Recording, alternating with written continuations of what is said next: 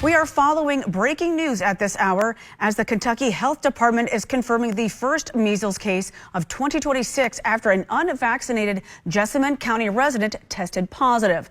According to the health officials, this person was exposed to measles when an out-of-state traveler visited Fayette County between December 31st and January 2nd. The Department of Public Health says the exposure led to the community exposures that were first announced by the Lexington Fayette Health Department earlier this month. State officials emphasize that this case is not connected to separate measles case exposures reported in Grant County. Health officials are working to identify and notify anyone who may have been exposed in this case. Well, one man is facing arson and burglary charges in connection with a downtown London structure fire. Officials say they were sent to South Main Street just before 5 this morning in reference to the fire. Police say 56-year-old Scotty Seeley was the person firefighters removed from the building during the incident and later charged Seeley with arson. London police spoke to us about the incident and if the alleged arsonist was working alone. That's an unanswered question that we don't know if he was. Right now, we don't have any information to suggest there was other parties involved, but those are avenues that we will explore moving forward.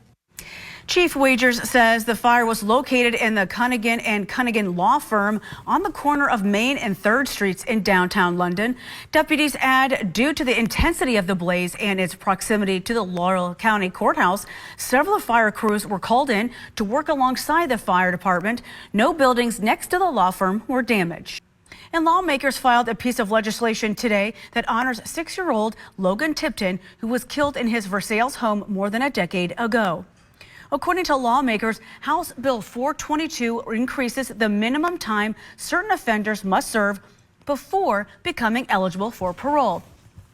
The bill is also raising life sentencing parole eligibility from 25 to 35 years and limits early release options that include mandatory re-entry supervision for violent and high-level felony offenders.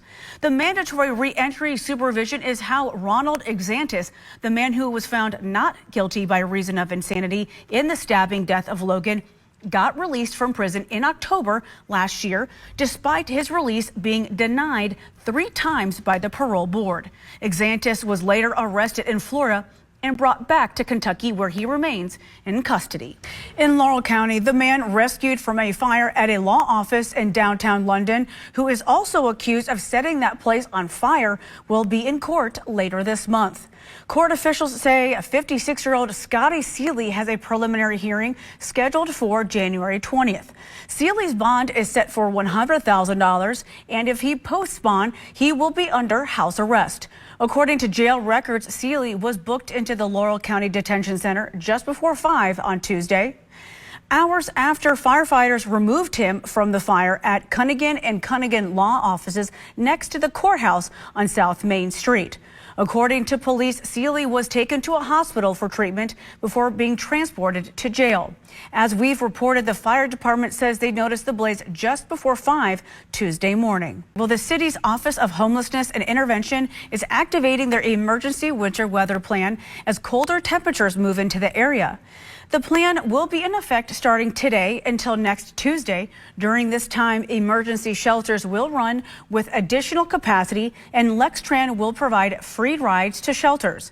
Officials say there is a temporary shelter at 1306 Versailles Road.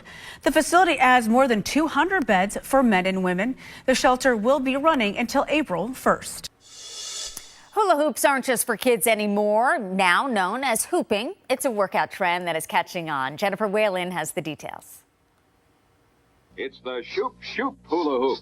More than 50 years ago, Elvis and the Beatles rocked the music scene, and hula hoops dominated the international toy market. At the height of the hula hoop craze, the toy company Wham-O sold about 25 million hoops within the first 4 months.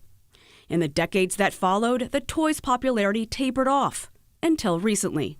It seems like the more that people are doing it now, because the hooping community has just exploded. There is a global hoop dance movement going on, and people are of all different ages and from all different walks of life are coming together through this circle. Over the last few years, this hooping movement has evolved into a form of fitness. In 2011, the American Council on Exercise did a study on what the benefits of hooping are, if any, and what they found was promising. Researchers found that hooping for 30 minutes can burn up to 210 calories, or about 420 calories an hour. This means that a hooping workout rivals boot camp style classes, step aerobics, and cardio kickboxing.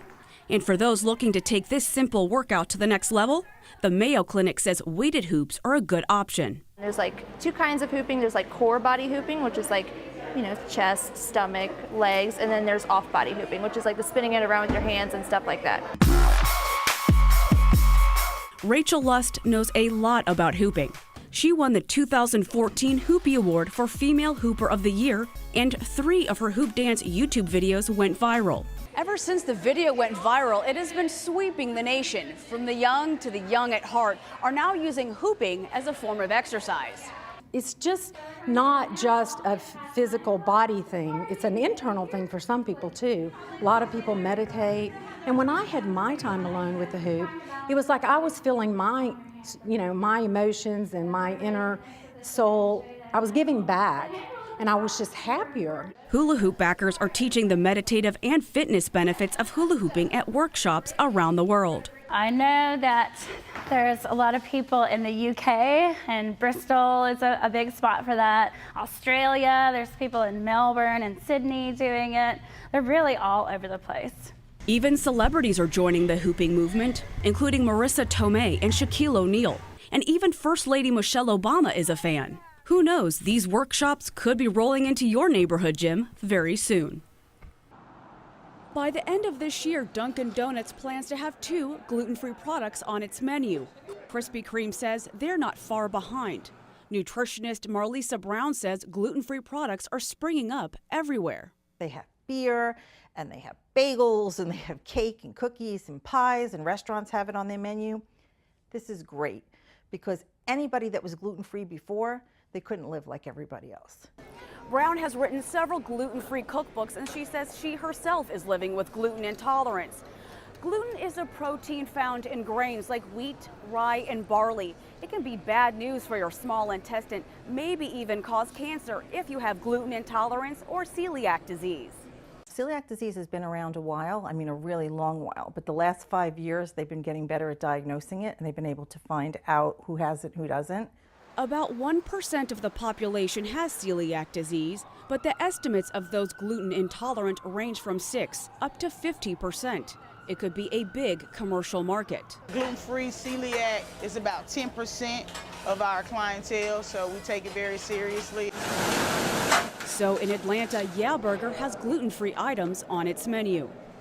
You can get anything here from gluten-free onion rings to gluten-free fried chicken.